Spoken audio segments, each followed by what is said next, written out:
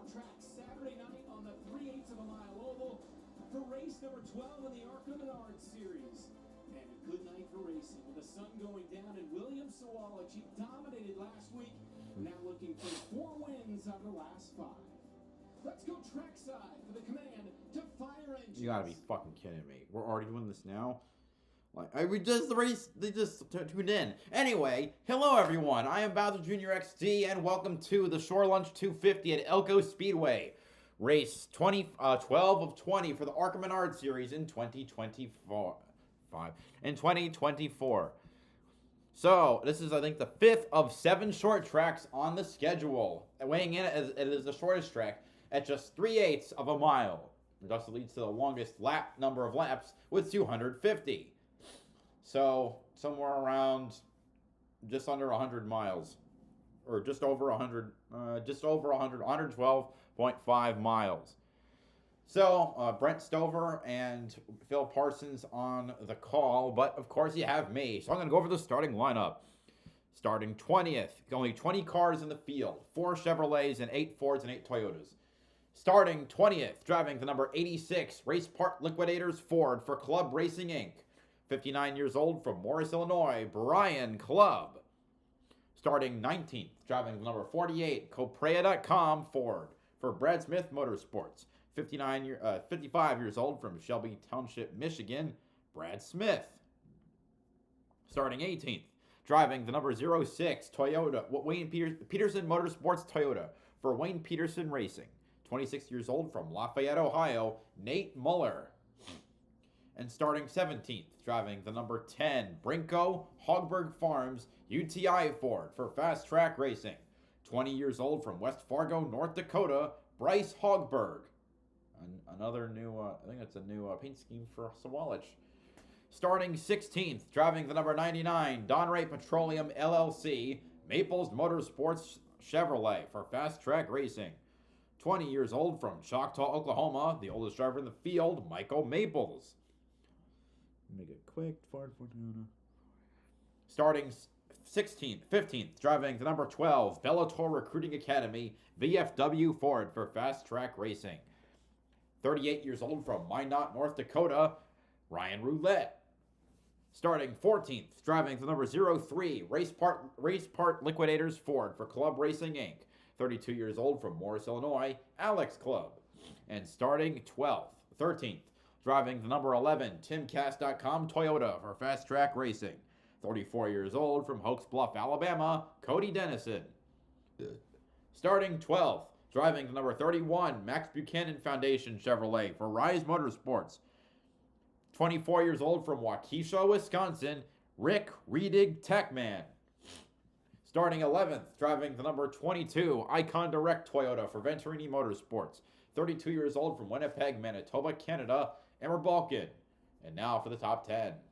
Starting 10th, driving the number 45 EJ Tamayo, the number 45 Amici Engineering Contractors Ford for Tamayo Cosentino Racing. 17 years old from Miami, Florida, EJ Tamayo. And starting 9th, driving the number 25 Sunoco Toyota for Venturini Motorsports. 25 years old from Hillsborough, California, Tony Breidinger. Starting 8th, driving the number 35 CB Fabricating Top Choice Fence Ford for Greg Van Alst. Excuse me, I skipped one. Starting 8th, driving the number 32 West Virginia Department of Tourism Ford for AM Racing. 29 years old from Martinsburg, West Virginia, Christian Rose. Starting 7th, driving the number 35 CB Fabricating Top Choice Fence Ford for Greg Van Alst Motorsports. 43 years old from Anderson, Indiana, Greg Van Alst, the highest starting Ford. Starting 6th, driving the number 20 Fidelity Capital Toyota for Venturini Motorsports. 17 years old from Newport Beach, California, Sean Hingarani, the youngest driver in the field. And starting 5th, driving the number 2 Max Siegel Inc. Chevrolet for Rev Racing. 19 years old from Mexico City, Mexico, Andres Perez. Starting 4th, driving the number 6 Max Siegel Inc. Chevrolet for Rev Racing. 20 years old from Carneys Point, New Jersey, LeVar Scott, the highest starting Chevrolet.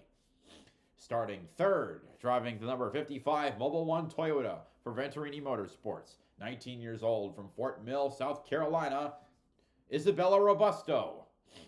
Starting second, driving the number 15 First National Bank Corporation Toyota for Venturini Motorsports.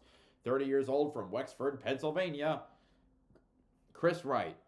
And on pole for the 5th time in a row, driving the number 18 Starkey Sound Gear Toyota for Joe Gibbs Racing with a pole time of 14.393 seconds and an average speed of 93.796 miles per hour. 17 years old from Eden Prairie, Minnesota, William Sawalich. Good God. Can this guy be stopped? My mind tells me no, at least not by a full-timer. It'll be 250 laps around the 3/8 mile short track. We're green at Elko. And we are racing in Elko. Sawalich out to the lead.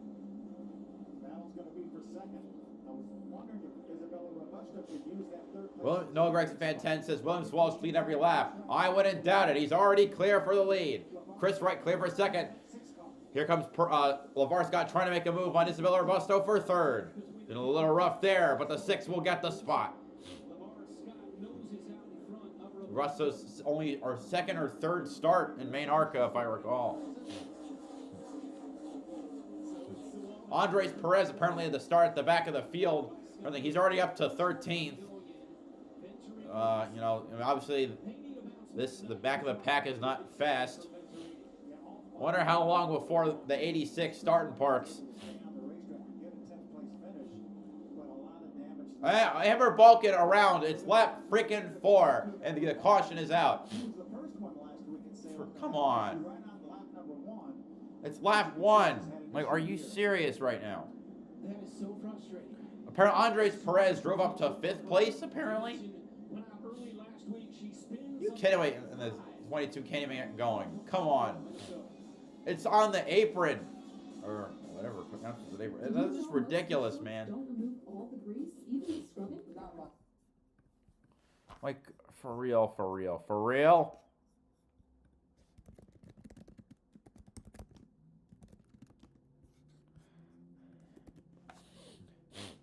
But yeah, Amber Balkan caused the first caution at Salem, and that was lap 2. And now she's spun and can't get the thing going again, or maybe she did. I don't know. Maybe we gotta let the leaderboard. Okay, never mind. Perez is in second, and Balkan's 11th. Balkan's a lap down. That's more accurate. Meanwhile, as this is going on, we're also having a modified race at Lancaster Motorplex, the New Way Auto Parts 150. I see an interesting strategy because with pit strategy, you can only change. They only got one tire that they can change, not a set of tires, a single tire. So it brought out a strategy of when they replace it, which tire would you replace. So right now, part-time master Matt Hirschman is leading the race in the 60 car. Then you got Austin Beers in second. Andy Jankowiak running this race. He's in third. Ken Hagee in fourth. And then the guy who was leading the race earlier, Justin Bonsignor, up to fifth. I noticed I wasn't paying attention. It looks like Ron Silk, who started on pole due to qualifying being rained out. He is back in the 10th position, which means he must have gone down to 6th prior to the pit stops. All right. Anyway, I'll listen to this while we're waiting. We'll go back to green. On the outside is Austin Beers. Remember, Beers came in. Hagee goes way out of the groove. Way up wide in the center of the turn there. So he was fourth. He's going to lose a ton of positions, although there are only 19 cars in the race. Side by side for the lead. Austin Beers trying to make a move. That was really deep in, almost in the grass, trying to stay to the inside of the 60 car. He's won, I think, twice in his career, 2 or 3 times.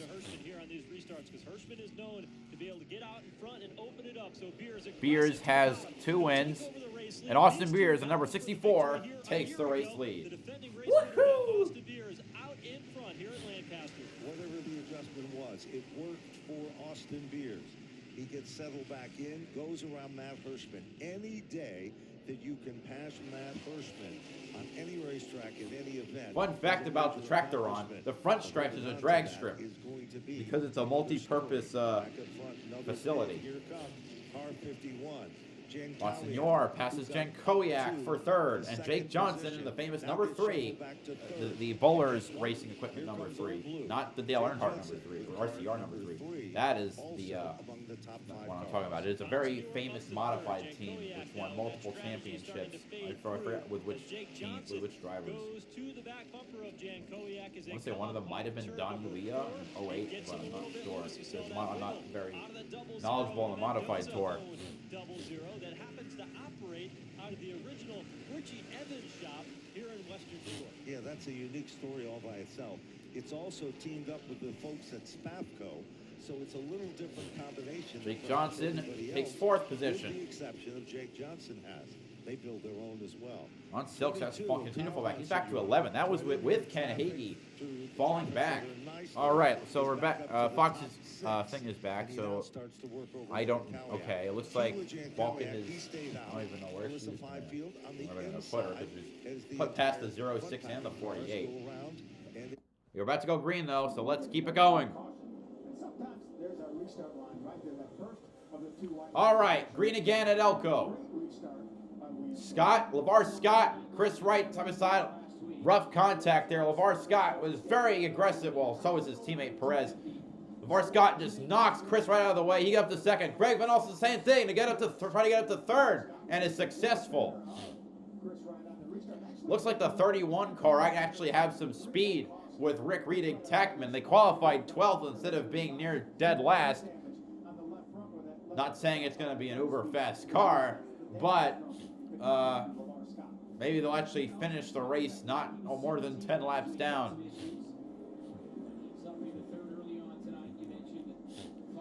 The field at Elko is kind of par for the course. I think it was the same as 2019 and in 2021 or 2022, one of those. But obviously, I think it's one of the more disappointing field sizes.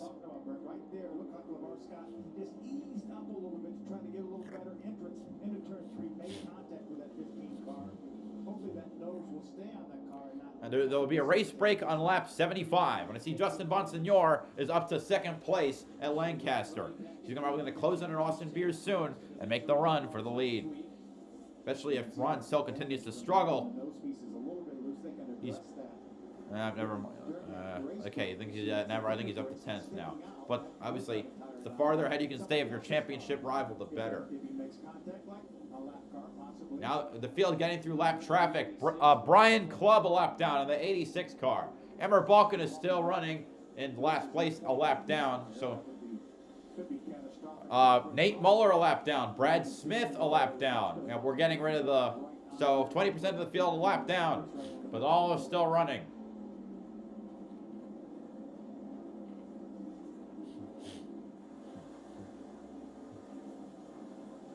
Let's do it the 50 Cup. Sponsored by Mobile One, Billy Venturini, the owner, Doug George.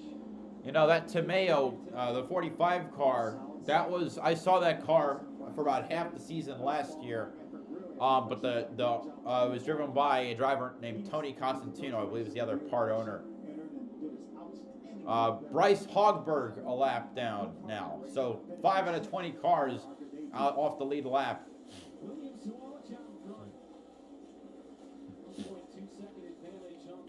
I think LeVar Scott will absolutely try to rough up Sawalich on the later restarts.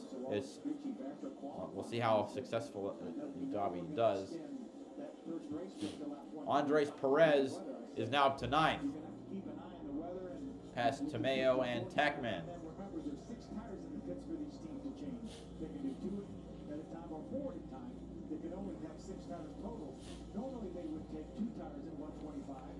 All right. Next lap by will be halfway through the modified race at Lancaster. All right. Probably coming up on some more lap cars. Brad Smith is pulled off the track. He is, I think, because now the car is listed as being 6 laps down. I heard that they came here on 100 lap old tires because Some of these ARCA teams barely make it race to race.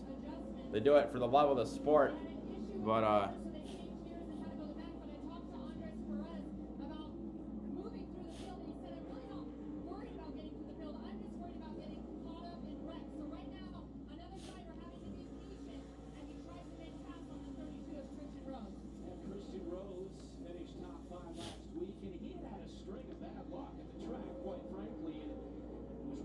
Perez making the move for 8th. Brian Clubb and 8 more just won a second lap down. And Michael Maples a lap down.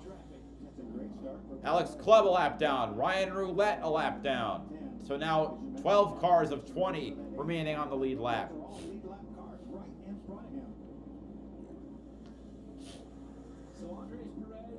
Battle for 7th going on. 8th right now. Still between Perez and Rose, but Rose trying to slam the door. Chris Wright got back past Greg Van Alst, but now it's like a train from 4th through 9th. Battle within the field in the modified racing. It's all within the top 10. I see 4th, 5th. I see 5th, 6th, and 7th. Or 6th. Oh! Well, a car just got spun. It's a newcomer. Some guy with the last name Rice. Got spun by Jake Johnson in the 3. And that car was already a couple laps down, I think. Or, yeah, I think at least a lap down. See also Ron Silk now up to 7th position. So I thought he would, anything out of him falling back, that was wrong.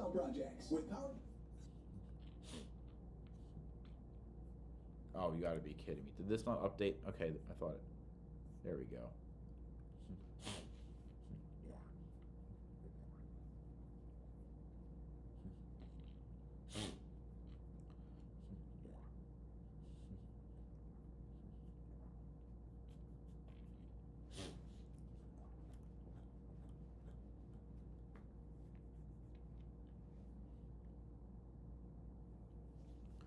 Anyway, I hope you all have been enjoying the Olympics. I've been watching basically everything. We saw today the nations of Dominica and St. Lucia, 2 Caribbean island nations. They got their first ever medals, period. Not just regular medals, gold medals. Dominica, they won the long jump. I forgot no, sorry, it was not long jump. It was women's triple jump. And St. Lucia pulled an upset on the U.S. The U.S. thought it was, I think, widely expected for Sha'Carri Richardson to win the gold in women's 100 meters, but Julian Alfred of St. Lucia, an island of just under 200,000, pulled off the win. I also saw Uganda winning it's up there with Uganda winning the what was it? The 10,000 meter. That's 25 laps around. Insanity.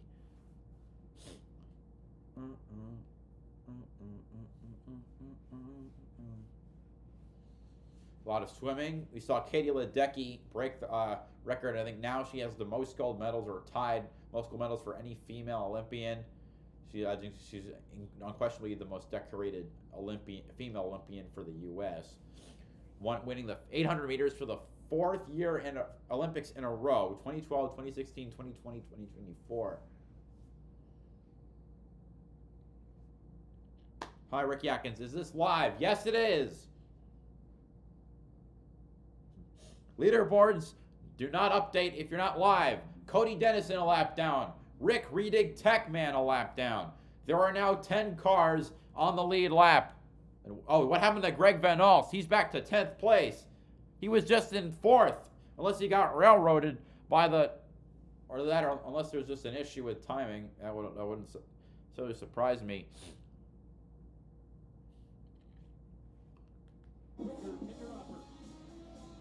No, I think he fell back. Did he fall back?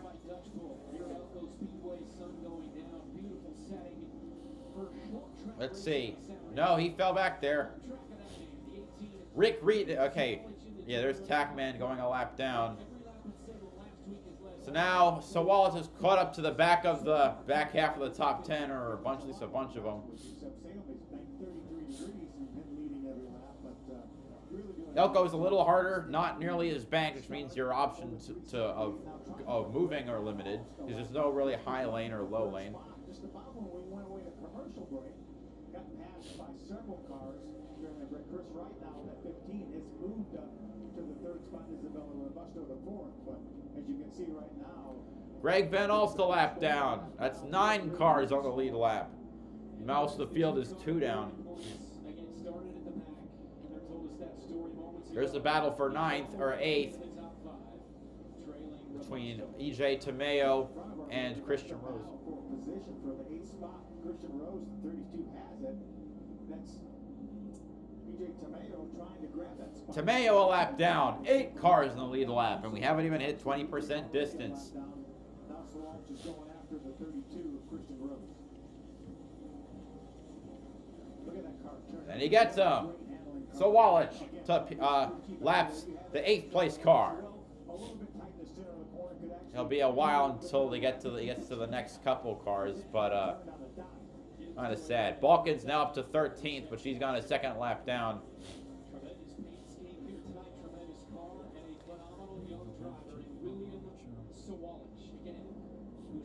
Chris Wright back in 3rd, getting around the lap car of Michael Maples, who's 2 down.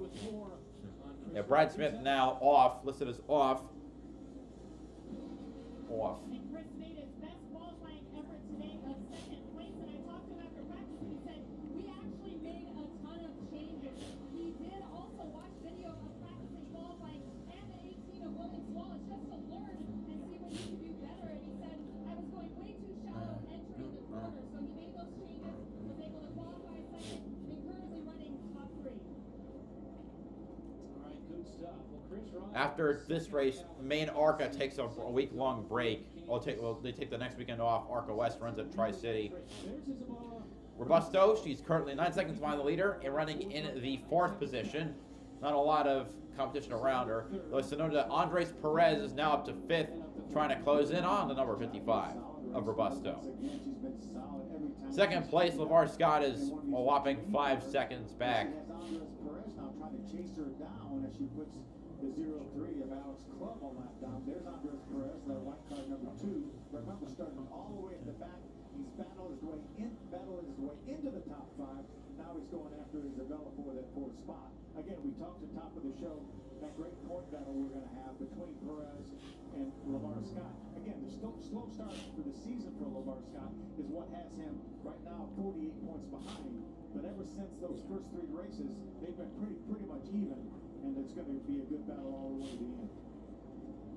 There's Perez running 5th.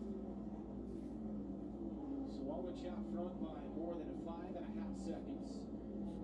Sean Higurani running 6th in that 20 car, which is always good. Of course, Jesse Love was so outstanding last year. There's Perez, and what he's been able to do tonight after starting 19th.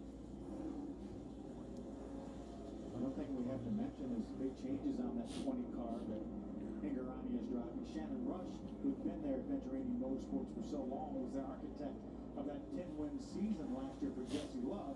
Well, he left that team a few weeks ago. We've heard this every week. Without the guy that has really been their anchor crew chief over the last few years. Nate Muller is off. That's a 06 car. So that leaves 18 cars still running on the track. Right there, Sean Higurani, a 2-time winner this year on the West. Yes. In the West. Tony Brunninger trying to catch up to Higurani. That would be the battle for 6th place. Through, I think, 7 races, and he's driven for 4 different No. teams. These leaders are running 16-second laps. They're in the 12 to 13-second bracket. And in terms of this margin to the leader, not in terms of lap time. West Coast. And he was 5th in Phoenix, 3rd in Berlin. He finished 3rd 5 times last year. So Tackman passed Van All, so there might be just a general problem with the 11 car. But remember, with 15-second laps, a little over 15-second laps, it doesn't take long to get around here. The problem is it doesn't take long for William Sawalch to get around to lap cars. You at least been off anyway, as we saw Greg Van Alst who got lapped in some other cars, and then. Obviously, it's taking a lot longer. Of course, the wall trying to catch up to the car, to Brininger, which shows, I guess, more of the speed disparity between, say, Christian Rose versus Brininger in a Venturini car. Good-looking car, that 25 tonight, Van Alst continues to plummet. He's now back to 12th. Dennison passing him for 11th.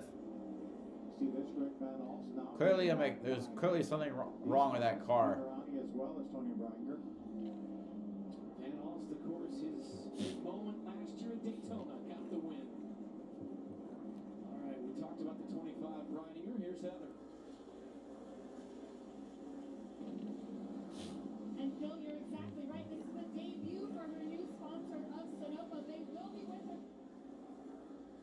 Sunoco.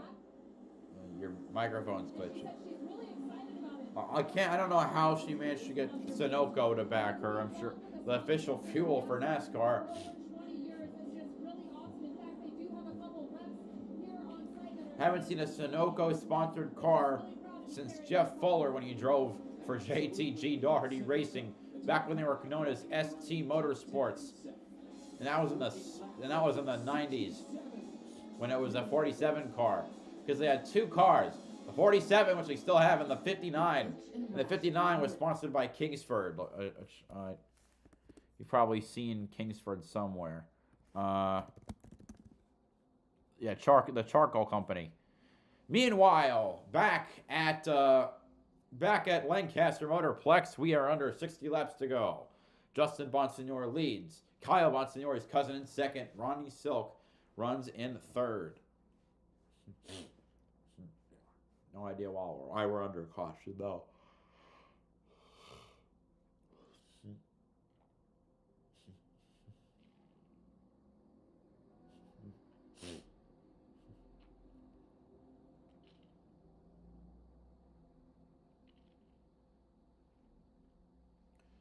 All right, so let's resume with some of this modified. Thoughts go out to him. You can take a look at some of his historic cars over the years as well. Great salute by the crowd here at Lancaster Motorplex.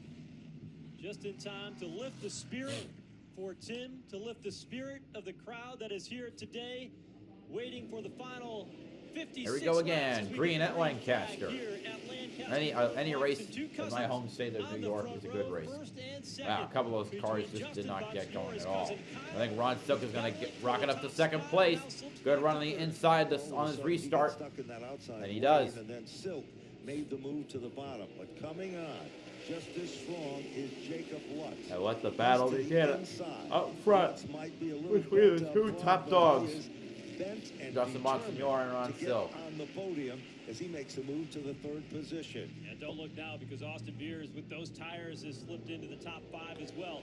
Kyle Bonsignore up top. He's loose again in the outside lane. That's where that car has struggled. Jake Lutz trying to make the pass work to the inside of turn 2. Austin Beers will try to push him underneath on the back straightaway. Beers continues to apply the pressure as he works the magic. Back bumper. Oh, Almost that nose way. to tail, Which they almost 14 car? That is Bonsignore that is. hung out to drive Who is the that? outside lane.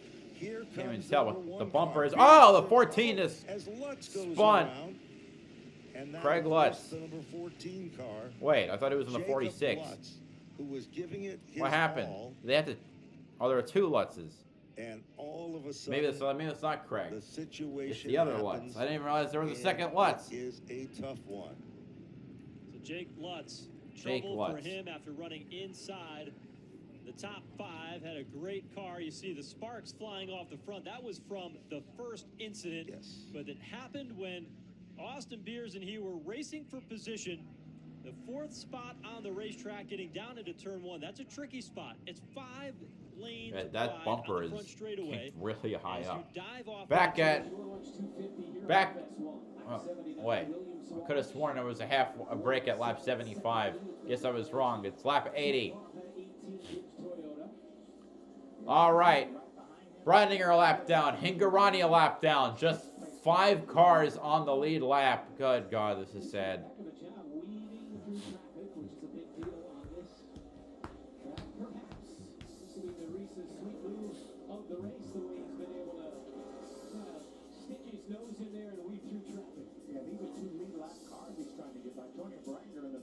Michael Maples was not on the lead lap. Unless you're talking about Hingarani. Michael Maples in the 99.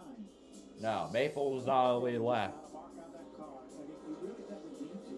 He has so much speed right now. There's no sense taking any chances. Just be patient, get around these cars. And again, these are lead lap cars that he's battling and putting down. Invite you to visit ARCARacing.com on Monday, 3 p.m. Eastern, to see which crowd races sweet move of the race. And a lot of those drivers and teams are lamenting the fact that we didn't have our first race break at 75, which was the original schedule because of the impending weather. Because obviously we would have already been under caution. Oh, we have weather prop. For these two right here. I did not realize we have a weather advisory potentially. That is interesting. There might only be one break then, probably at halfway at 125. Way more interesting that way, if you ask me. Who can hold on to their... Oh, we got a car spin. Rick Redig Tackman. Car spins, it's the 31. He gets the car back going again, though. RJ Tackman in the 31 was running in the 12th spot. Doing a pretty nice job here, really. Only even loses a lap. Lap 86 in Minnesota. Spin for the 31. You can't fake greatness. Not on the track, and not in the chip aisle. Like a seasoned driver behind the wheel, hers chips. All right, let me check. Let me look up the stuff for Elko and weather.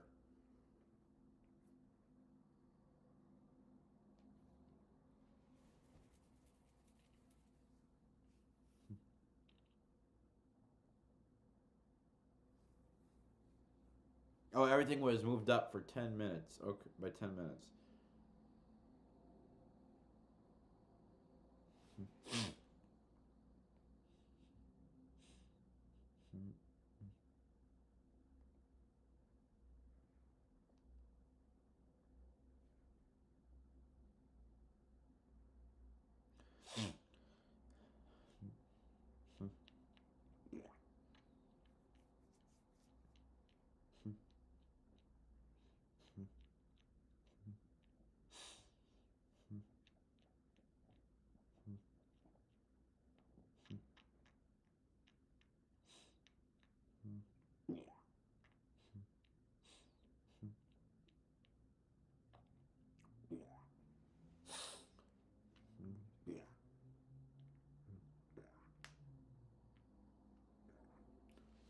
We're still under caution at Lancaster, so I can't just turn on that.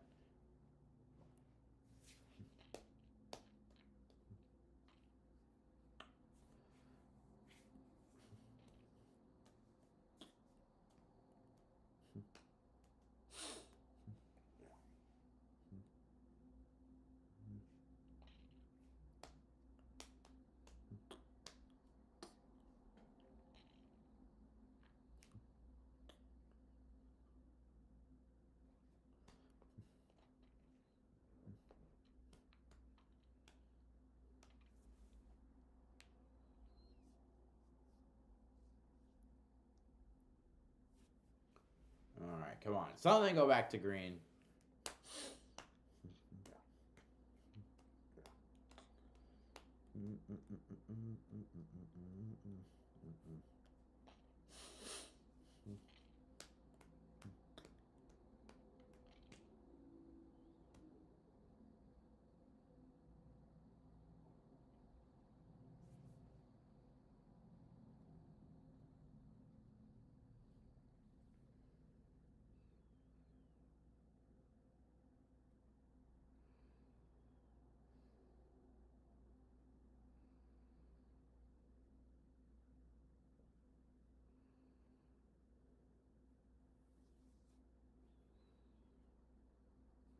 All right, well.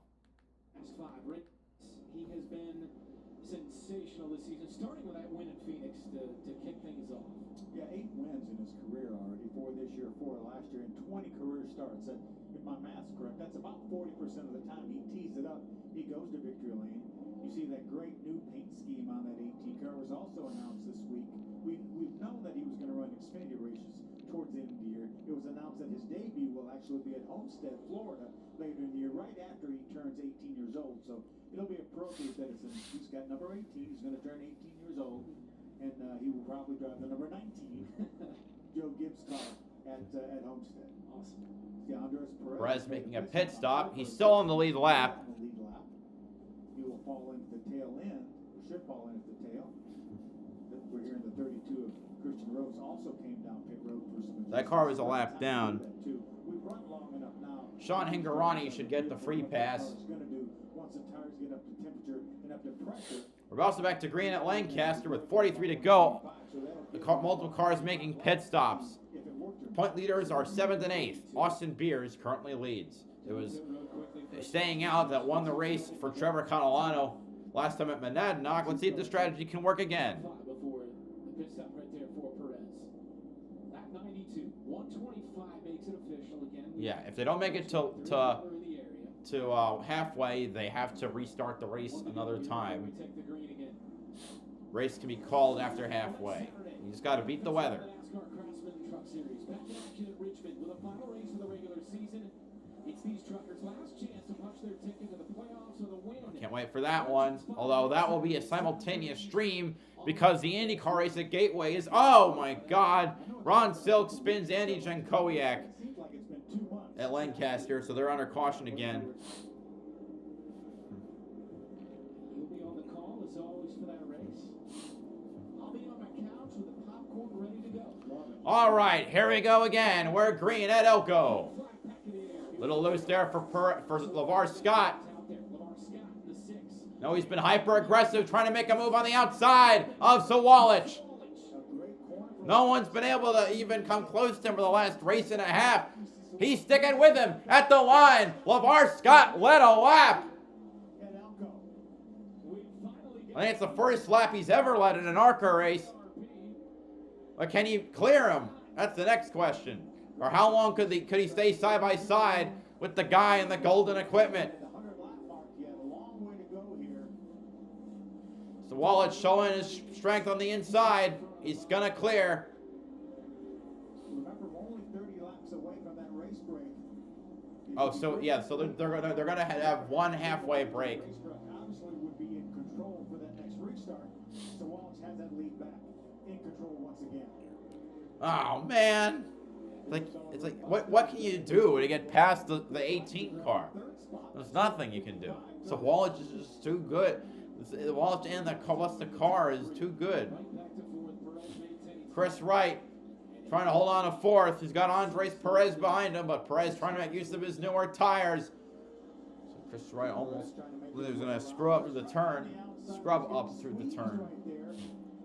Wisely backed off. That was all his 19 years of age experience to back off there and not get squeezed into the wall. We saw that happen last year to William Sawalich. He got squeezed in the wall by Frankie Muniz, had to make a pit stop, went all the way to the back of the lapped car of Tony Bryner managed to get past both Andres Perez and Chris Wright since the restart.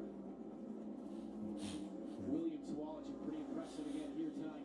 Scott is a second back in second place. Tony Bryner able to get by Chris Wright. Remember now, Tony's being shown one lap down, so she is in the free pass position now. If we can stay this way, might be Chris Wright might be annoyed because I think he thinks that she thinks that he thinks that she is holding him up. Chris Wright, the 15, has that 4th spot. Tony Bryner right now running in the 7th spot, one lap down. Wright makes the pass there on lap 103. All right, Chris Wright by Breidinger. But that doesn't change any position. We're now past 100 laps distance. We still need to get to finish lap 125 for an official race. He's been so consistent, such a good driver. Still seeking his first victory here in the ARCA Menards series. Yeah, driver I'm really impressed with is that 45 car right there, right behind EJ Tomeo.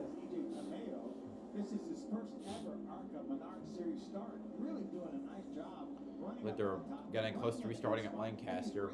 Next time by, they'll restart. It's hanging right with him. EJ Tomeo from Miami, Florida, driving a Ford. Tonight, Ethan Hutchins has been. Looks like the 31 is continuing to fall through the order. Team owner of that 45 car. Yeah, got involved in go-kart racing back around the age of 10 years old. Or did it? Wait, yeah. It's now listed as 19 down, which makes me think that the 31 is now off the track. That's a shame. Making his first national start here in ARCA Menards series. Sorry, I gotta make sure this thing is updating. I thought it would automatically update and it wasn't. That's my fault. So Wallace, 2 seconds ahead of LeVar Scott. Fire leader was had a top 10 finish, his career best finish last week. 55 is starting to catch the 6 for Busto. Trying to close in on LeVar Scott. Been watching the scoring monitor. She has been the second fastest car on the racetrack for the last few laps. Obviously, Sawallich has been the quickest car like he has been all night. But he's not going to lead all the laps in this race. I love it. Yeah. Got one. 2.5 second gap now, 111 laps in. At lap 111. All right. William Sawallich out front. Another caution, this time for Kyle Bonsignor at Lancaster. Bonsignor is up to 5th, Ron Silk up to 6th. Ahead of them, 4th place, Craig Lutz. 3rd place, Patrick Emmerling. 2nd place, I think, Trevor Catalano. And the leader, Patrick Emmer. I don't even remember who's leading. Including certain early stage and advanced cancers. One of those cancers is early stage non-small cell lung cancer. Keytruda may be used with certain chemotherapies before surgery when you have early stage lung cancer, which can be removed by surgery, and then continued alone after surgery to help prevent your lung cancer from coming back. Keytruda can cause your immune system to attack healthy parts of your body during or after treatment. This may be severe and lead to death. See your doctor right away if you have cough, shortness of breath, chest pain, diarrhea, severe stomach pain, severe nausea or vomiting, headache, light sensitivity, eye problems, irregular heartbeat, extreme tiredness, constipation, dizziness or fainting, changes in appetite, thirst or urine, confusion, memory problems, muscle pain or weakness, fever, rash, itching or flushing. There may be other side effects. Tell your doctor about all your medical conditions, including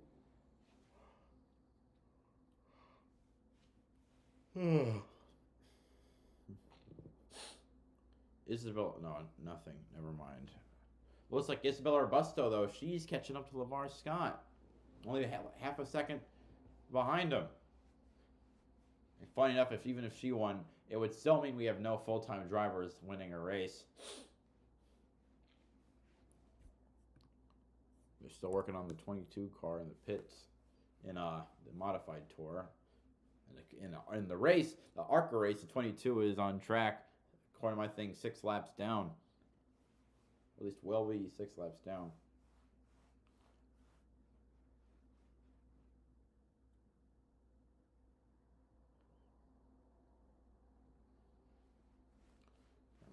Just get back. We're very close to the halfway break, so do it quickly.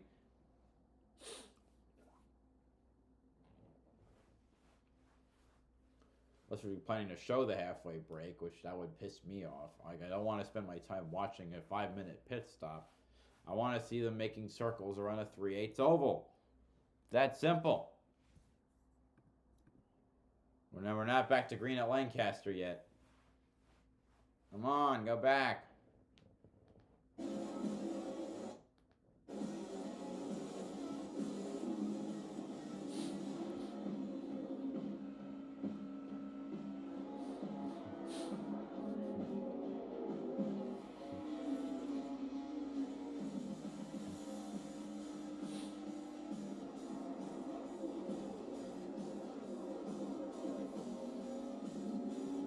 All right, can we please go back? It's probably going to be yellow when we get back because, oh, there we go, lap 123. We can see the Scott, LeVar Scott, Isabella Robusto battle for second. Scott has got second, has been there throughout the night. That 55 of Robusto turning some fast laps in the first half of this race. Yeah, she was a couple seconds behind Lamar, chased him down, obviously now getting to him. Only a couple laps to go before we get that first race break.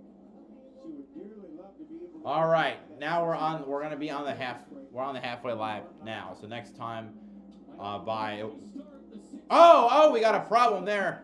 A slow kerfuffle there between LeVar Scott. Oh, we got major damage to the hood of Isabella Robusto. Good thing we got a race break coming up.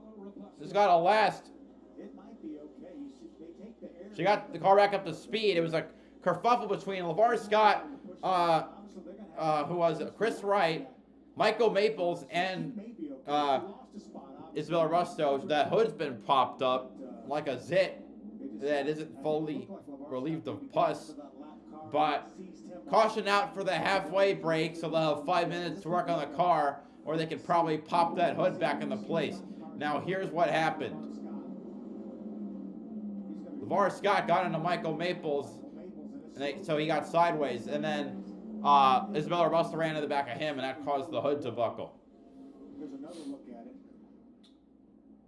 Good wreck avoidance on everybody, though, to not completely get junked. Realize that LeVar Scott was there. You can see Chris Wright getting by. We stayed green until we got to that break. See, there's the damage from the back. Where Chris Wright actually made a Yeah, there's a bit of fender damage to the left rear for Busto. Meanwhile, while there's a race break, 25 to go. Working his magic. Bonsignor continues to try and storm back to the front, getting around Trevor Catalano, and is now in the 4th spot. Ron Stokes a little farther back. Currently leading is Austin Beers. That's the driver who was leading before, and I couldn't remember. Patrick Emmerling in 2nd. The lack of power steering starting to show its head here as we get to the late Lack of stages. power steering, He's now that'll back hurt and you. forth. Bonsignor, he's got the freshest tires among the top 3 cars. He's on the back bumper. And a little bumper to Emmerling, the part-time Xfinity Series driver. Maybe we'll see him back in action at Michigan. Because for Richmond, Xfinity gets the week off, and the Truck Series will be the headline support series, with given that they have their final race of the regular season. His lead is Austin Beers. Now look a little further back here. Wow, he's got Lutz in front of him. He's got Trevor Catalano. He's got another, I think, Tommy Catalano. So Ron Stokes back in 9th place. In between. This racetrack tonight has there's another car. There's also, I think, Tony Hirschman. Matt Hirschman's in there somewhere. Silk trying to use the bumper to the car that beat him last week.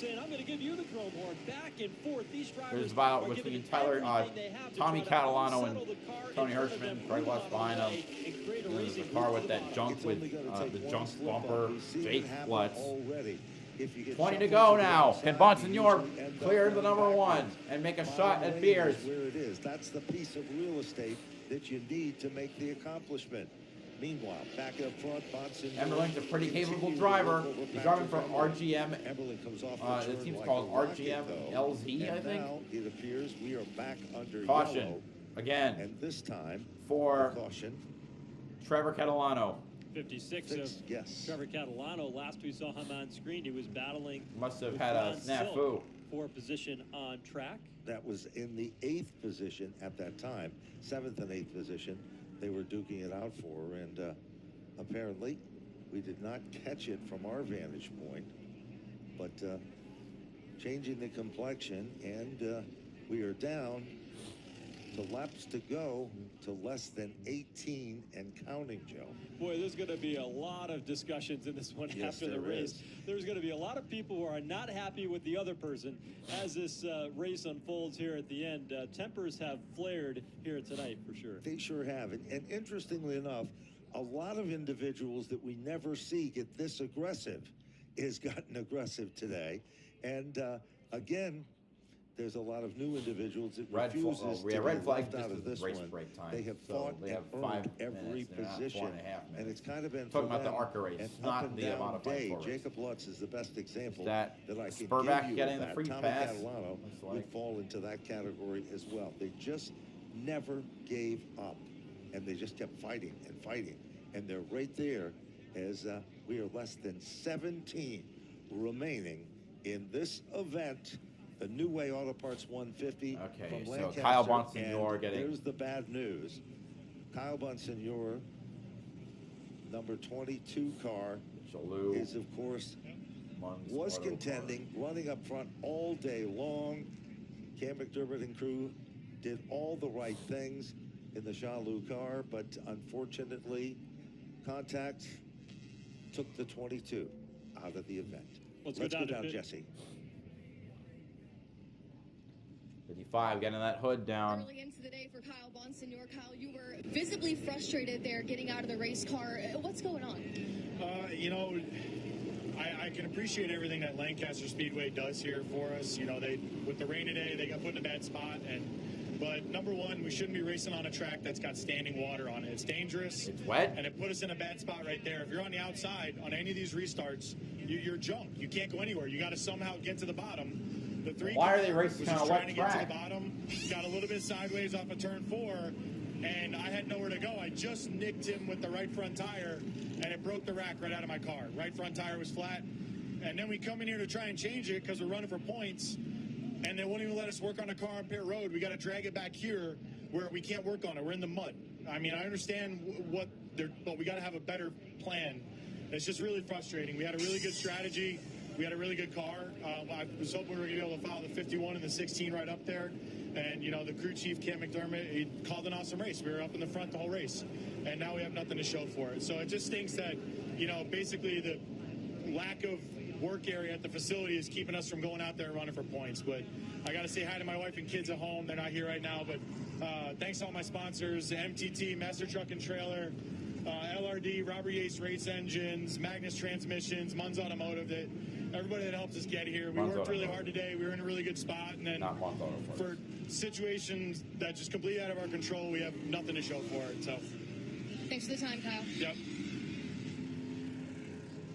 Demonstration is there.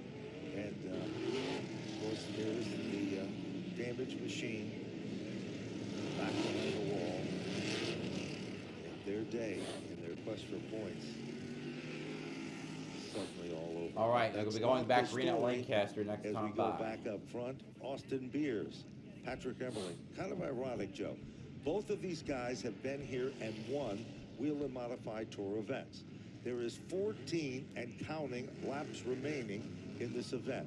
The 2021 and 2023 win are side by side. Then you take a look at row number 2. You've got Justin Bonsignor. His title, his credentials tell it all. And outside, right there contending, it is all of a sudden the 60 of Hirschman. We are back up to green. Here we go again. Green. Bonsignor aggressive on this start to try to take over the All right. Austin Beers holding on to his spot. Kyle Bonsignor said the outside lane was poisoned, and it sure was. Emmerling loses second to Justin Bonsignor. We just saw a bunch of cars. Oh, Ron Silk, the point, I think second or third, or second in points, or the points leader. Don't remember which. He spins. He's going to go to the back of the field, and we're back under caution. Worst possible scenario for him. So car number 16, as we're looking at the car, we're now I wonder for choose rule, I'd say for Justin Bonsignor to stay to the inside. Don't even try to make a run on the outside. To change things just a bit. Well, here's what's interesting. Race you look break. at the championship chase, and Just about over. Let's take a look at what happened here. It's Jacob Lutz that runs down. Lutz, to the yeah, inside he lane, got into lines him. up the left front tire. I saw something happen out of the corner of my eye on the screen, and I was correct.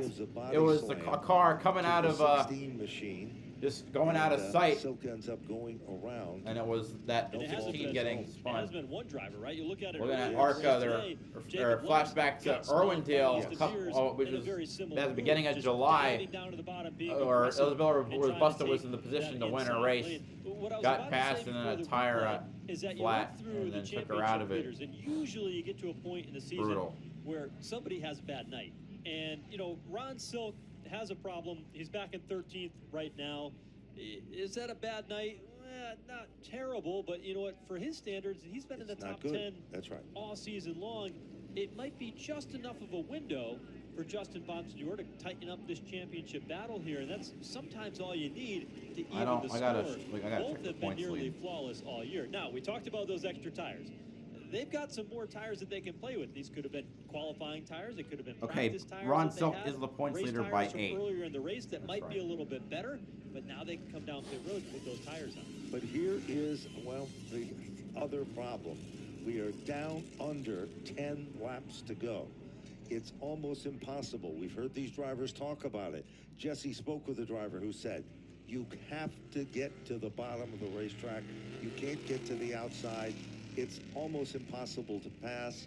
If those words are true, Ronnie Silk's got 10 laps to complete the mission to get less in than 10 laps. to the We're about to go to front 9 to of this go. field, and every It'll be 8 position laps represents to one. do it. Yeah, but the good thing for him, though, is that there's only 13 cars on the lead. Great. line, and he I guess is maybe 13th, Bonsignor so has to start in the outside nothing to lane, lose here which by is the coming last down thing I pit wanted road, to see. getting some A tires lot that of are tape on that fresher. number Even if they're 15. 10, Make sure that 15 hood laps fresher. They might have been on the doesn't car pop up earlier like in a the soda day. can. Allows you to make an adjustment for a short run. We'll have 8 laps to the finish. I'm not sure whether or not that was it.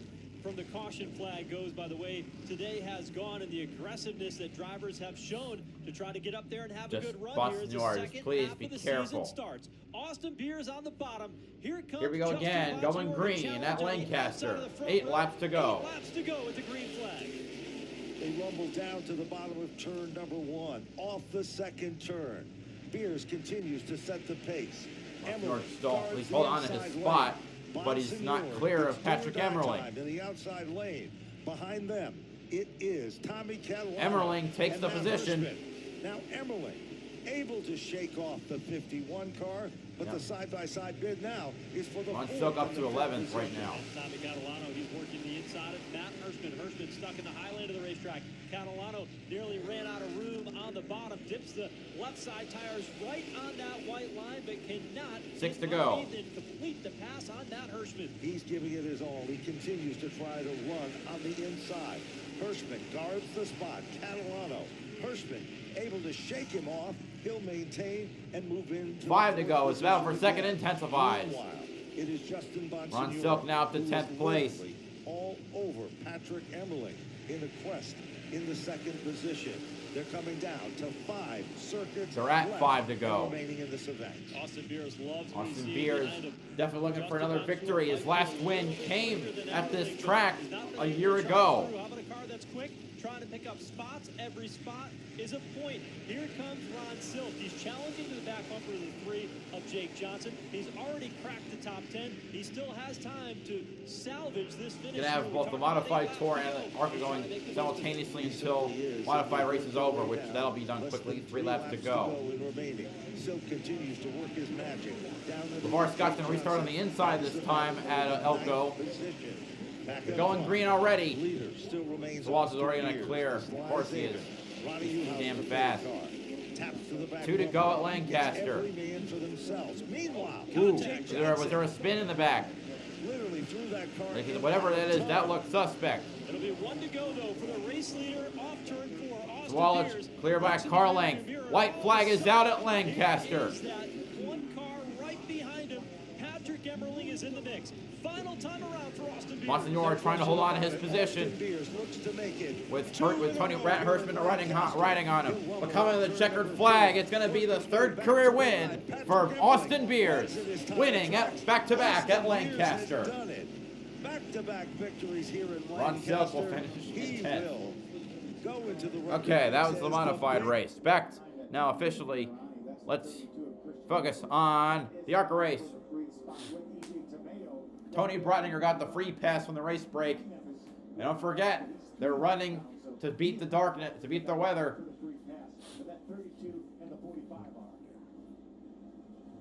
How about Christian Rose trying to get underneath that 20 of Higurani?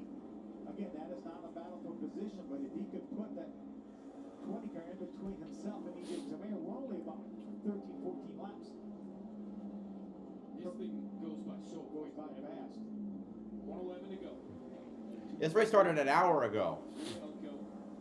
Christian Rose, he's not on the lead lap. EJ Tameo is the other car 1 lap down.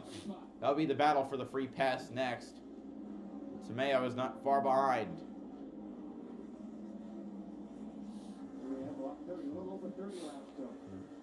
Two more cars are off. Unfortunately, one of them is Rick Riedig, Techman, after his kerfuffle earlier, and the other is Brian Clubb. So, 16 cars remain on track. Chris Wright by Isabella Robusto. Christian Rose was able to get back in front of the 45 of Tameo on that restart. Rose in that 32 car, representing West Virginia. Tourism there, and he's got a young son and another one on the way this fall, I believe in November. His wife, and so they're enjoying being young parents as well as living the race driver lifestyle. I really love what Tameo did right there. He saw the 25 of Tony Breitner, who was on the lead lap. He moved over because he knows that she was on the lead lap and let her go. Even though he's in a hard-fought battle with a 32 of Christian Rose, I thought that was a heads-up and really classy move. He knows respect, something that we still need to reestablish in this year in stock car racing generally speaking. Battle for 6th, still hard going, still ongoing between Hingorani and Breidinger. Breidinger up to 6th. So Breidinger moves into 6th. Hingorani back to 7th. Rose in 8th. The first car a lap down is that 32.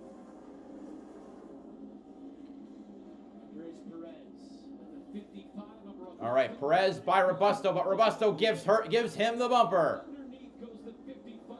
Ooh, looks like she almost got into him. Oh, we got her. So Wallet is taken out.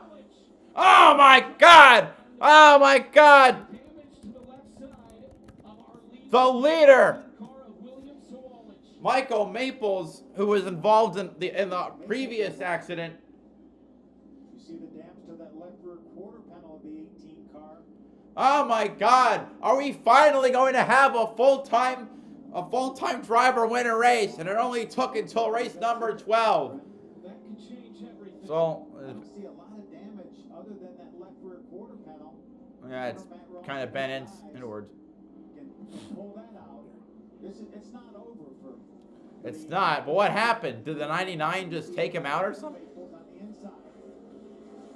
What happened? What the heck? The 99 just took him out Kenseth style. Michael Maples just drove into the 18. What was that? William Sawallich. Like he looks like literally. Oh my God! I've never seen a fender caved in like that before.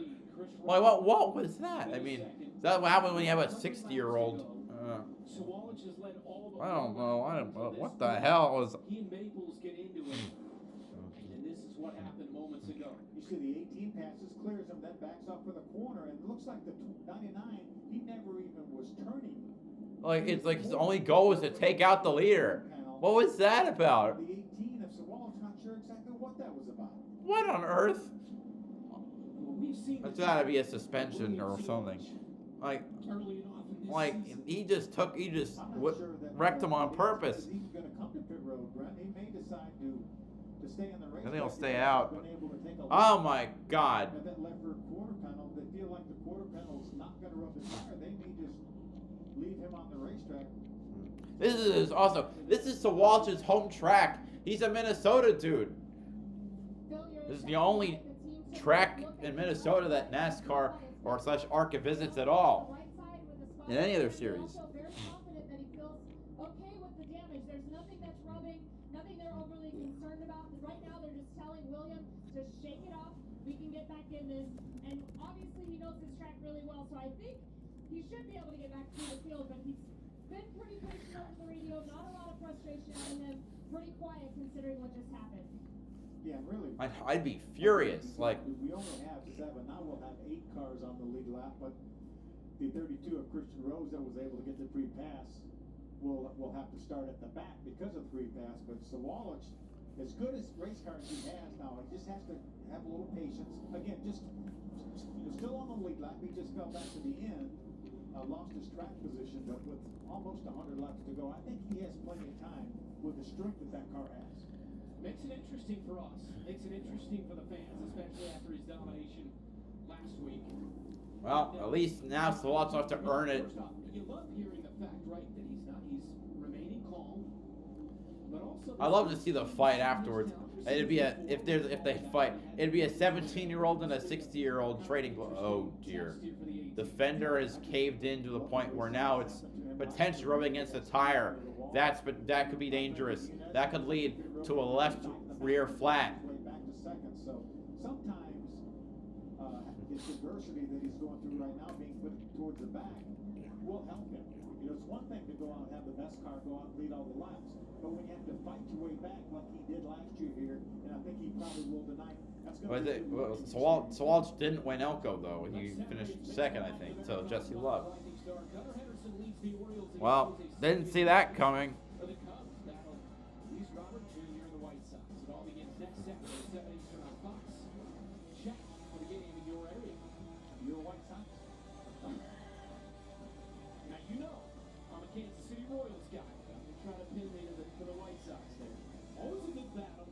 Southside Chicago. Looks like you're All right, here we go again. It's green at Elko. Greg Van Alst pulling off to the inside. Maybe just because he knows how slow his car is. Maybe he's time to throw in the towel and retire the car, which would be unfortunate. LeVar Scott leads with Chris right behind him.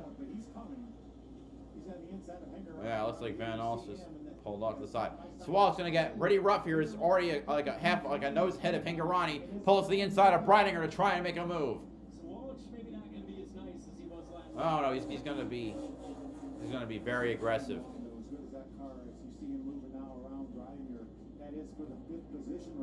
That left rear looked a little soft, at least from what I can tell. It's like Wallach trying to take fifth from Breidinger.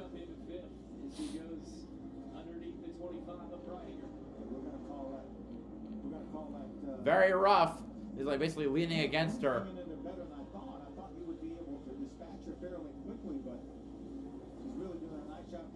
Or the car is just not working as well.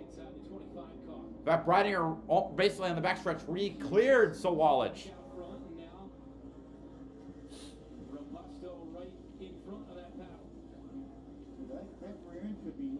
Breidinger now almost trying to remove Isabella Robusto. LeVar Scott now a 0.7 second lead over Chris Wright.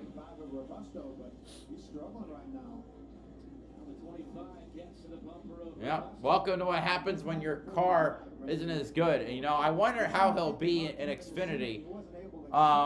His truck starts haven't been great this year, despite running for the top Toyota team. You know, he's making his debut at Homestead in the number 19 Gibbs car. Here comes Andres. No, that's not. I thought it was a different battle. It's Breidinger versus Robusto for fourth place. Excuse me.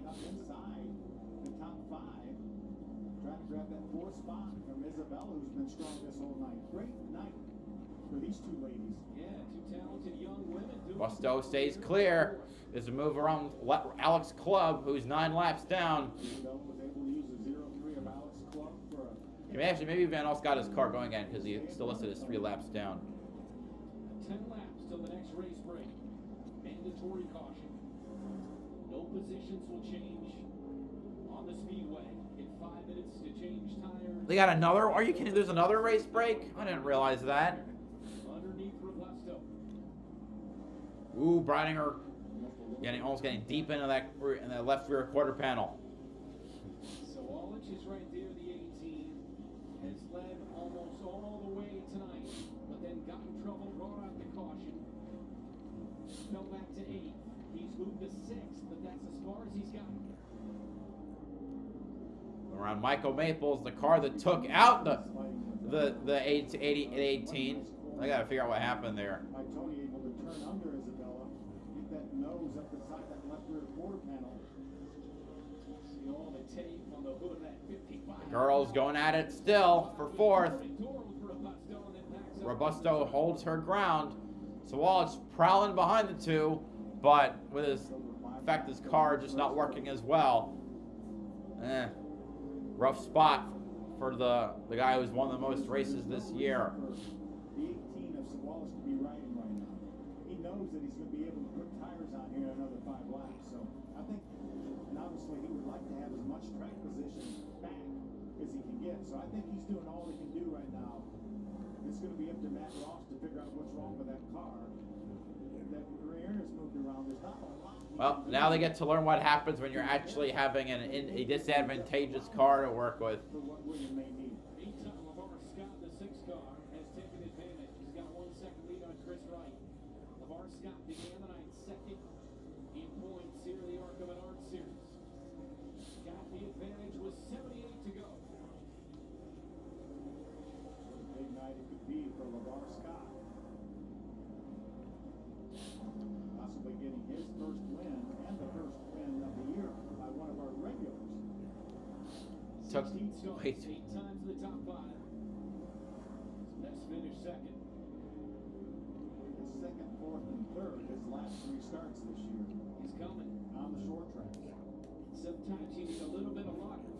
Behind LeVar Scott, the battle for second still going between Chris Wright and Andres Perez. The 18 Sawallich, and now Scott has the top spot. See Perez hanging in there in third. He's working hard to hold on to that third spot. You can see him sideways off the corner. Caution is out for the race break, the second race break.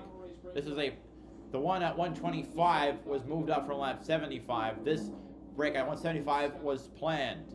And so now they'll get 5 minutes to work on their cars once more. EJ Tamayo will get the free pass.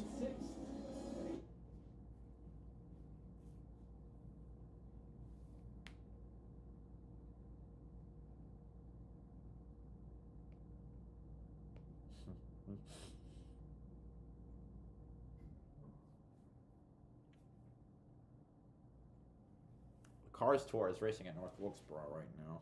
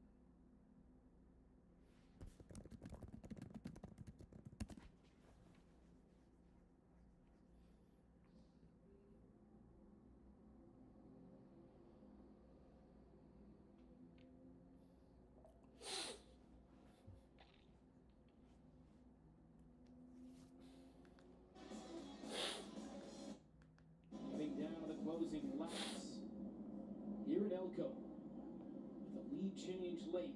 The 6 car of LeVar Scott has got the advantage here in the Shore Lunch 250. 3/8 of a mile oval. During this short track portion of the schedule, race 12 of 20, the 18 of William Sawalich with damage that they are working on during the second scheduled race break. And when they start rolling off once again, we'll have 72 to go. That looks like a new left rear tire on that 18. Heather reported that they were asking the ARCA officials to take a look at it, and it looks like that is a new tire. You can see by the new letters of the general there, that's obviously the old left front, because you can see where some of the lettering was rubbed off that. They did a heck of a job in those 5 minutes, right? They did. Rear left. Yeah, the quarter panel now looks exactly like it did when they started. I'm sure they're able to get the crush panel that's inside of that beat back around to so it clearance itself.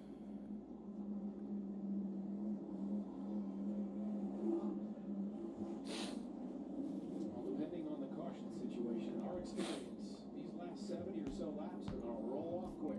Yeah, and the patience goes out the window when we get down towards the end too. You've got right now our top 5 drivers have never been to victory lane in the National Series. LeVar Scott, Chris Wright, Andres Perez, Isabella Robusto, and Cody Brymer. So there's going to be some hungry drivers down there. And then you have Sawalich. If they were able to make repairs and make that car better, then there he is looming and lurking back in the 6th spot. I certainly wouldn't bet against Sawalich yet tonight. But there's a lot of good cars for him to work his way through. Okay, more updates with Heather, starting with the 15.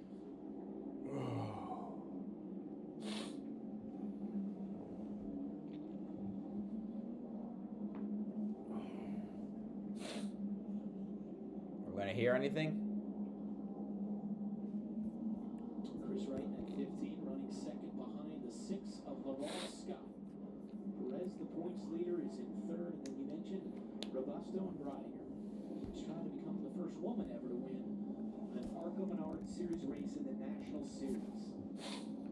Good storyline. So Sawalich in 6th after his dominance. I mean, this thing really has gotten shaken up, to your point. I was curious to see which way LeVar Scott goes. Looks like he's going to go to the bottom of the racetrack. Remember, he's the control car, so he's the only guy that knows when he's going to go. But again, this is not a restart zone like we have in the National Series. This is a restart line, so he can't wait too long, because if he waits till after that restart line, then the flagman will start the race, and the 15 of Chris Wright would be okay to go. But it happens so quickly that I'm sure LeVar Scott is going to be on the button, because he wants to beat that 15 down to the corner. Off turn 4. All right, here we go. Green again for the last part of the Shore Lunch 250. Perez trying to help his teammate a little bit on the inside, but Chris Wright trying to get the run on the high side. Sawalich still back in the, what looks like almost the 4th row. He starts out with Christian Rhodes. LeVar Scott is clear for the lead. Can Andres Perez clear or stay with Chris Wright? No, Chris Wright is in front for 2nd. Robusto in 4th.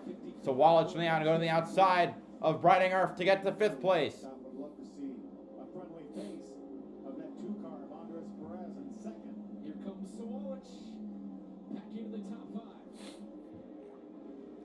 Sawalich clear for 5th place. 66 to go. Trying to make her way to the outside of the 2 of Andres Perez. She knows that 18 of Sawalich is coming. Good racing, Sawalich trying to get to Robusto. He's good at manipulating the air on the 55, trying to get his way to the inside. To go here in Elko. He gets to that quarter panel. Pretty sure there was definite contact there. Not wasting time on the 55 of Robusto. There's another car in front of them, both on the 2. Let's see if he can get the power down. Isabella doing a nice job. Getting really aggressive, almost knocking her out. On the outside. Look at the momentum she has up off the corner. She's staying with it. Not helping either of them, is that the 2 is in the way, which would prevent one of them from powering down all the way into the turn. Oh man, he just slammed into her. Contact between the 18 of Sawalich and the 55 Like that, like of Robusto.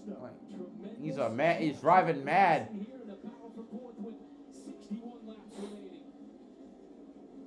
Like that was completely unnecessary. Like both are damaged cars. One got the hood popping up like a jack-in-the-box. The other one, fender caved in. Although both of those have tried to be alleviated. So Wallace looks like he's gonna get to P4, but Robusto's not letting him go scot-free just yet. All right, now he's clear for 4th place.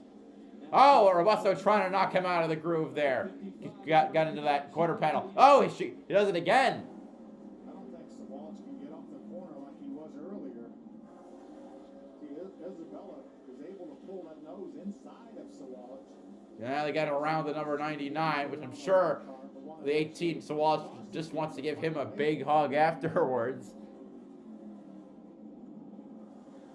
You got more lap traffic, the 0-3 of Alex Club.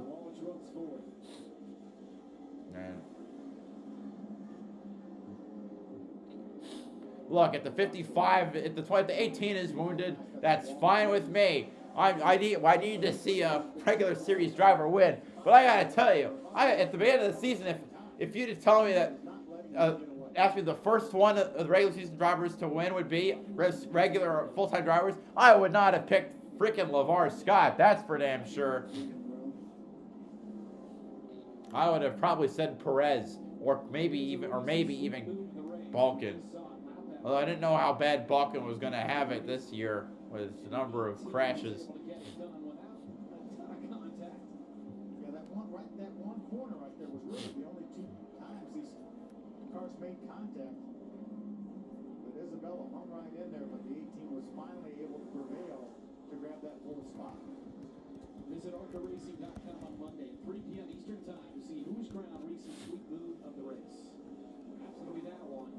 18 up into 4th. He wants to make a move for the lead, but as you've alluded to, it's just not the same cars he had. Yep, 55 catching back up to the bumper of the 18. The third fastest car in the last several laps on the racetrack. Right now, he's going to lose that spot. Russell trying to get that inside. Ooh, got him a little loose. Coming out of 2. He's fighting that car right now. It's not what it was. 1 second lead for LeVar Scott over Chris Wright. He's going to have all he can do to hold off Isabella for these last 50 laps. So many times we've seen Now they got another lap car in the way. Ryan Roulette. have a night like this where he has to have a car that he's fighting. Well, experience-wise, maybe. I'm sure he's not going to feel that way at the end of this race because he had the dominant car and led all but 1 lap. That LeVar Scott was able to lead on a restart. But, Then Bryce Hogberg. see them chasing as hard as they're battling, they're catching Andres Perez right there in the 3rd spot. 2 car doesn't look particularly fast right now. Where's the points leader? Bucks at 3rd. He's 2.5 seconds back on the leader, Scott. So Wallach is right there. 48 to go. This will be a good battle here for 3rd. I expect Perez to put up a very spirited defense. As quickly as they chased him down once they got single file.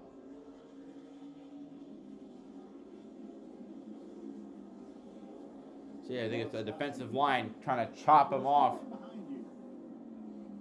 I just as soon not see anybody in my mirror. He's got almost a 2.5 lead over Chris Wright right now. But Chris Wright was the fastest car on the racetrack that last lap. 1.3 seconds is the gap. Christian Rose on pit road. Yeah, 32, man. He's had tough breaks throughout the season, and he's got issues. Christian Rose back on pit road. So Wallach to the inside of Perez. He takes 3rd. Underneath the 2 of Perez, he's going to get that spot. Isabella's probably going to come with him. Ooh, Robusto trying to just punt the 2. She'll get by him. Follows through behind the 18 of Zawalich into 4th. They're more than 3 seconds behind. She knew she was going to have some room when she got down to the corner. So she made sure that she was going to have some room because she had a lap car on the inside. So she needed not to be put in a position to be picked. And did a nice job. Now the gap is starting to go down. Actually, 2 to go. same for Chris Wright, that's down to 1. Maybe also because of lap traffic affecting the lap times, but gap's down to a second. Walsh down to 2.8. If he gains this at a rate of a 10th per lap, that could make things really hairy for the 6th in the future.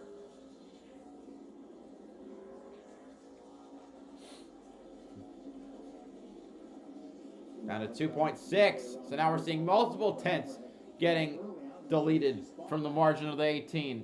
To the 12th position where she is right now, staying with it. And also disappointing 17 last week. He's climbed back in the top 10, 9th in the 35 car. But right now, it's LeVar Scott at the point of this one. With 39 to go. Short range 250. That's best one. All right, so to look at the leaderboard. All right, 35 to go and it will come around. Wow. So Walsh is gaining a few tenths per second, a few tenths per lap. Yeah, he'll be up front neck in no time. In life and around the globe. Sometimes it's beautiful. Sometimes it's a blur. Because life never stops, you need someone you can trust to go right along with you, no matter where the future leads. Enterprise, for lives in drive. It's only paint. It's only paint that comes in an award-winning twist and pour container. It's only paint that can cover the brightest shade of orange known to mankind in just one coat. It's only paint that will inspire you to write your masterpiece. It's only paint that will help you become TV's hottest writer, where one day you'll meet this guy who starred in that thing. So yeah, it's only paint. Only easy opening, smooth pouring, change your life both professionally and romantically. Paint. Whether you're building your first home or looking to freshen up your exterior, Atlas Roofing is designed to last. Enhance your curb appeal with an unbeatable selection of Atlas Roofing products from Castlework and Briarwood to Pinnacle Shingles. With 30 to go, the gap to the second is a second, but the gap to the Walsh is now 1 and 2/3 seconds. To protect your home for years to come. Stop by your local Menards today to save big money on Atlas Roofing. Save big Money at Menards.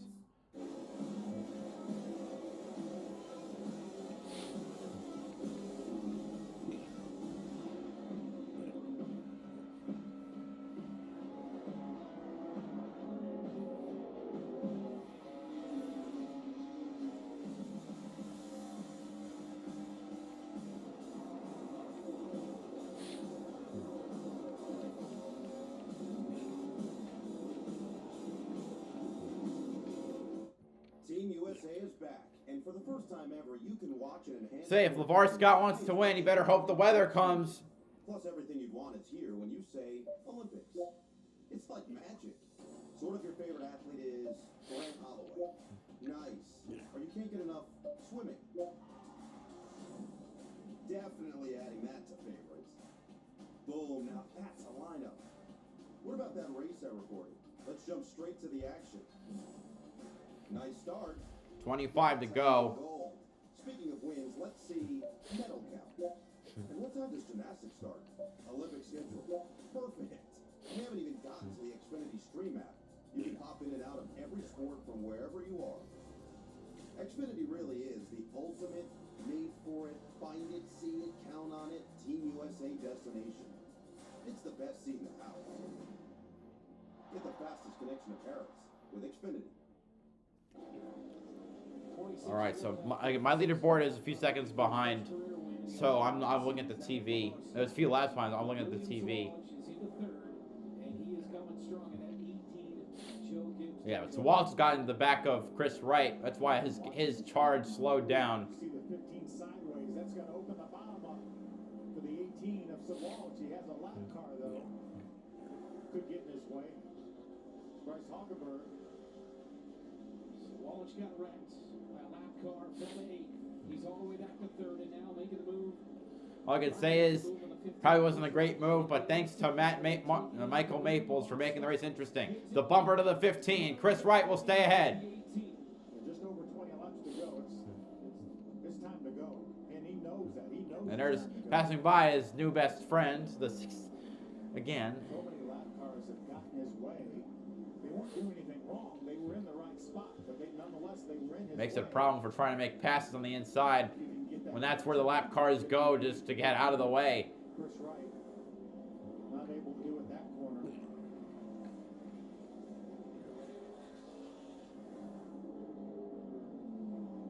$21 to go. Right now, LeVar Scott is a big Chris Wright fan. Huge. 18 tried the outside.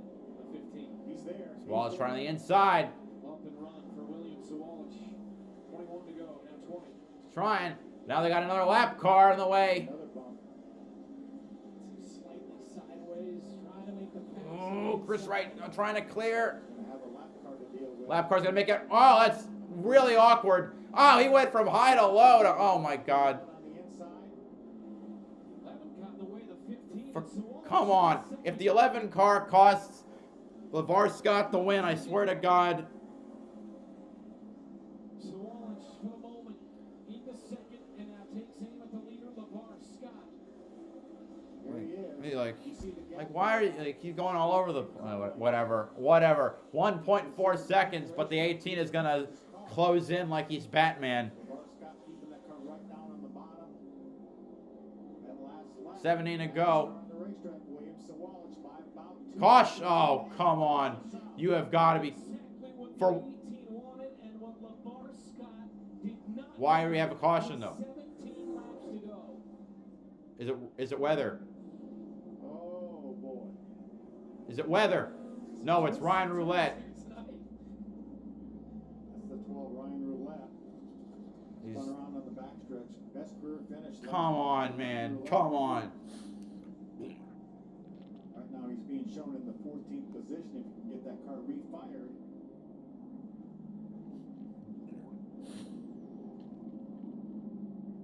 You mentioned in the break that if we had another caution and a restart, it'd be tough to bet against the 18. Yeah, but that's when he was going to be running in the 3rd spot, so he was going to start on the inside of the 2nd row, and I felt like he would probably be able to get possibly that 2nd spot from the car, whoever started on the outside. Now I'm interested to see which way LeVar Scott goes. We know he chose the inside for that last restart, and he was able to get the measure of the 15 of Chris Wright. But now with Wallace, does that change his thinking any? Is he going to maybe go the outside and give Wallace the inside? So perhaps the 18 would have been better off not making pass of the 15. Yeah, but you don't know that you can't bank on the caution coming out. 15 to go. 14 laps.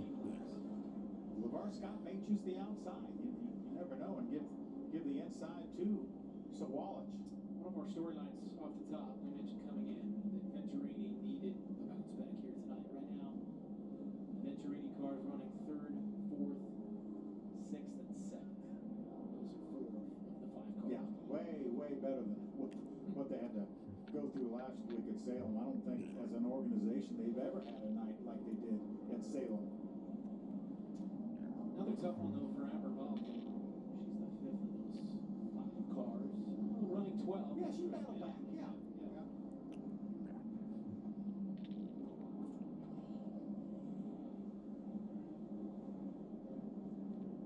LeVar Scott.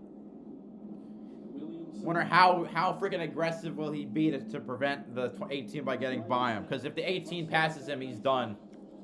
Perez. 5th. After last week. Again, the 6 of LeVar Scott joined what an illustrious group of drivers that have run for Rev Racing and graduated from Rev Racing. We know the latest was Nick Sanchez, who won the championship 2 years ago in ARCA. Raja Caruth was a teammate to Nick Sanchez. He's made the move now. He's a winner in the Truck Series as well. But prior to them, we've had some great drivers that have come through this organization and got their first start in what at the time was the K&N East Series, which now is the ARCA Menards East. There's some of them right Bubba Larson, Suarez, Nick Sanchez, Raja Caruth, all drivers who drove for Rev Racing as part of the Drive for Diversity program, and have had varying levels of success. There's Nick Sanchez and Raja Caruth that we were talking about. So could LeVar Scott be the next guy on this list? And he's got Andres Perez, our point leader, right behind him. What a great season it's shaping up to be for the two from Rev Racing. Absolutely. These two, the top two in points. They're both running top 5 tonight. Scott first, Perez in 5th. They are waving off the one to go. Little bit of precipitation. Oh! You gotta be kidding me. Please be rain. Listen, after last week when it was kind of a ho-hum, you know, Sawallich dominates start to finish. Oh, yep. Well, we knew when you said at the top of the show that there was threatening weather. That's why they. Oh my God. 125, so we would get halfway without having to race. Come on, yeah. I think there's no, like, with 11 to go. Come on, they're gonna end the race. And probably would have had you not got the caution for Ryan Roulette spin, but nonetheless, whatever. We're gonna be cheated out of a bang finish. I'm gonna tell you that. Nah, I'll take it if someone else can win a race besides the 18. Well, the fans sure aren't happy because I see an umbrella. I see people getting out. And the umbrellas are out, so that's a pretty good indication. Come on. End the race, please. I'm sure Sawallich just saying, hey, it's not that wet. It's not raining that hard. Well, we still got the lights on the pace car. Boy, I wanted to see one more restart. Just one more restart to see what I have. No, I don't. Stayed green, too. You mentioned the 18 was running off the fastest lap. He was. Would you have caught him? Would you have gotten it done under green?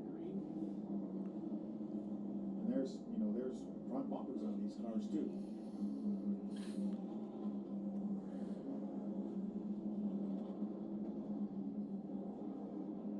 So rain falling. For the moment, they've waved off the green. Up.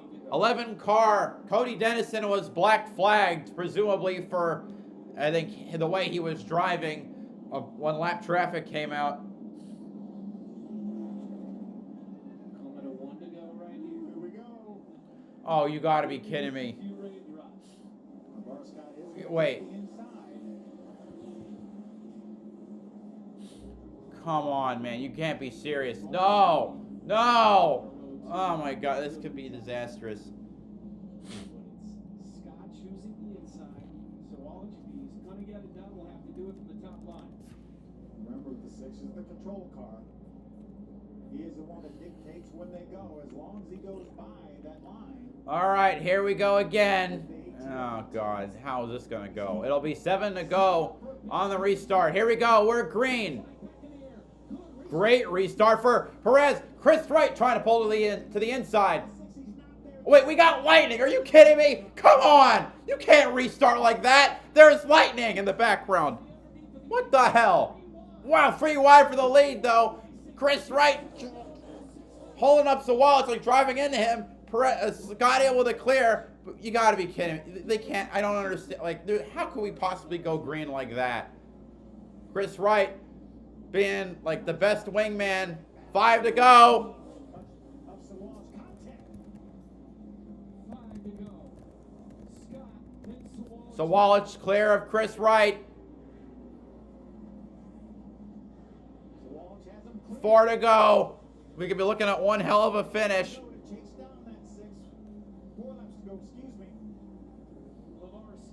We got 1.5 miles. Wait, yeah, 1.5 miles to settle this.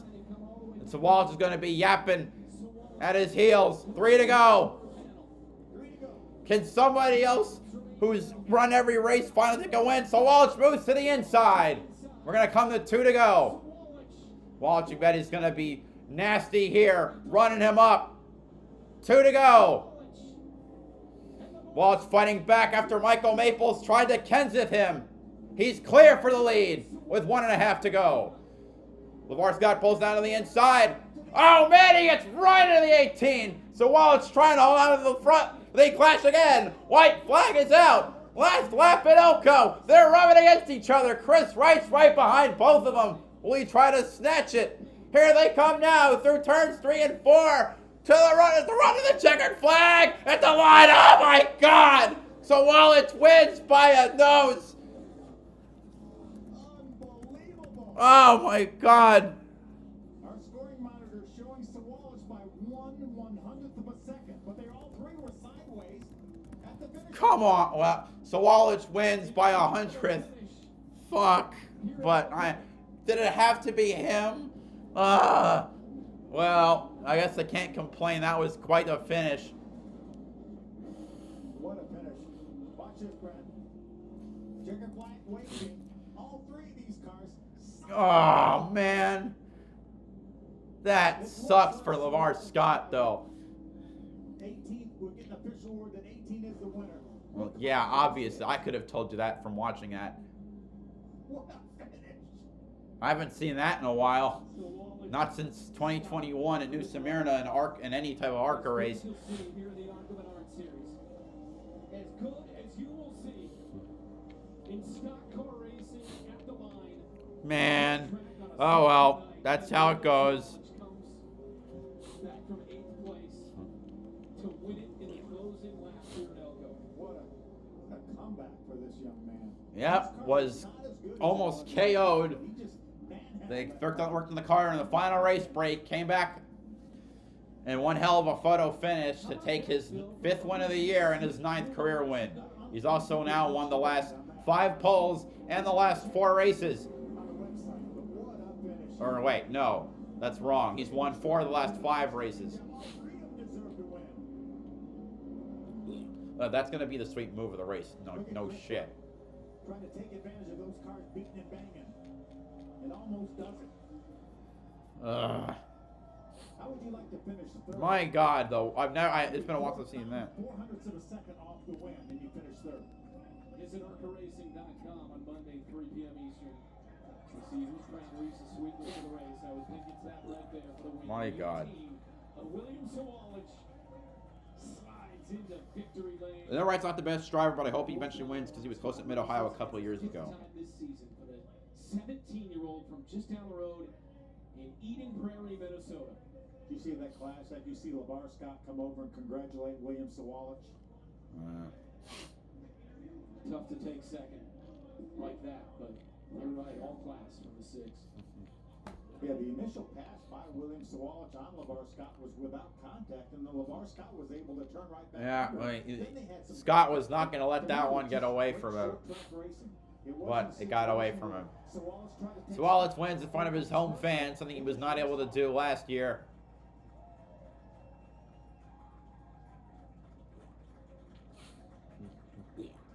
William Sawalich out of the car. They gotta fire somebody though. I can't believe that race. ARCA has to fire somebody. I can't believe they raced with that with lightning that close. By 1/1000th of a second. And you're right. They got it done on that second race break. With 75 to go, banging out that left rear quarter pound. New tires as well. And here's Heather in victory lane. And an electrifying finish for William Sawalich to pull off the victory here in front of his home crowd. You could hear him go wild when they crossed the finish line. William, wow, what a finish there. You had to battle back from some adversity to take this victory, but take us through that final restart and the battle you had with the 6. Yeah, for sure. I mean, that was one of the best races I've ever put together, and this team's ever put together. It just really shows our teamwork and our dedication towards this race, and obviously in front of the home crowd, this is awesome. I mean, this is the coolest thing ever to do this. And I was racing legend cars here 4 years ago, so it's pretty emotional. And I'm glad I can have my family here, all my friends here, most importantly the fans. I can't appreciate their support enough. Was there any doubt in your mind that you wouldn't be able to get back to the front after that incident happened with lap traffic? Yeah, I mean, I didn't know. I just went really loose all of a sudden. I think from the left rear going down, obviously just lost a lot of rear grip. So I was a little worried there, but I mean, I trusted my team enough. I knew we were good enough, and we did it. Congratulations. Thank you. Heather, thanks. Well done all night, and well done by that young man. Turns 18 in October. William Sawalich. 4 wins in his last 5 races. 1 last week at Salem. 5th win of the season. And you know, I asked you late in the race, is it good somehow that he had to face adversity? All right. Anyway, that's it for today. I'm less enthused about how that went, but it was an awesome finish. But yeah, this couldn't have gone to anybody else. I need to see a new winner. It's just okay. Anyway, let me update what viewer totals next week. Okay, we got a view. We got a sub. I mean, all right. Thanks to whoever subbed. We hit over 100 views. Awesome. So next week, because there's no other, I mean, unless you want to, I mean, tomorrow we have IMSA at Road America and MotoGP at Silverstone. But besides that, next week we got a bunch of shit. The Truck Series and Cup Series at Richmond Raceway. ARCA West at Tri-City Speedway. Of course, IndyCar at Gateway. Or no. IndyCar is... I thought IndyCar was at Gateway. Did I get it mixed up? I got it mixed up with the week after. Okay, so I was wrong about Gateway. So Gateway is Saturday the 17th. So Michigan weekend.